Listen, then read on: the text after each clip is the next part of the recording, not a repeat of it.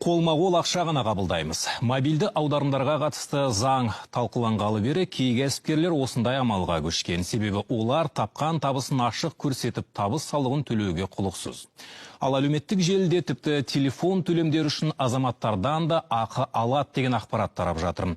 Қаржы министрлігінің бастамасы кімдердің оң жаңбасына келеді? Кім ұтып, кім ұтылмақ? Аударымдарға қатысты ақпараттың ақ қарасын тілшіміз Елдос Есенбол анықтады. Онлайн аударымдарға салық салынуы мүмкін деген ақпарат шыққалы бері көпшіліктен маза кетті. Себебі қазір қолма-қол ақша ұстайтын жанды сирек кездестіресіз. Тіпті күнделікті жолақыдан бастап азық-түлік үшін де азаматтар телефон арқылы төлеп үйренген.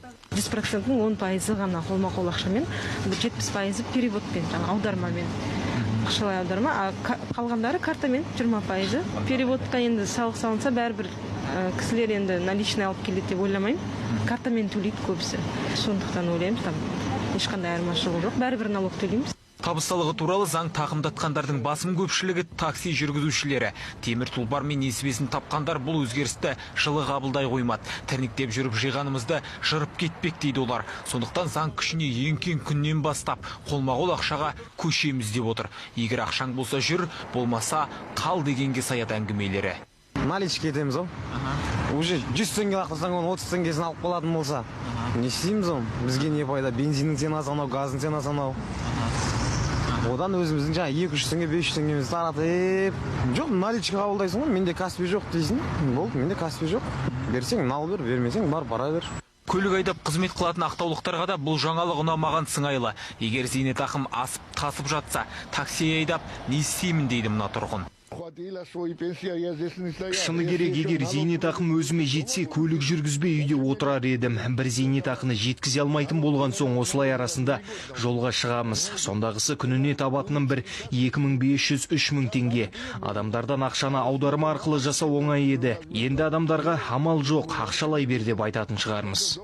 Кей азаматтардың бұлай шала білінуі пандемия уақытында салықтан босап арқаны кеңге салғаннан дейді экономистер. Енді шынайы табысты көрсетіп, төлер уақыт келген кезде жауапкершіліктен жалтарғысы келеді. Егер қараусыз аударымдар жалғаса берсе, бұл елдегі шағын және орта бизнестің дамуына тежеу болуы мүмкін.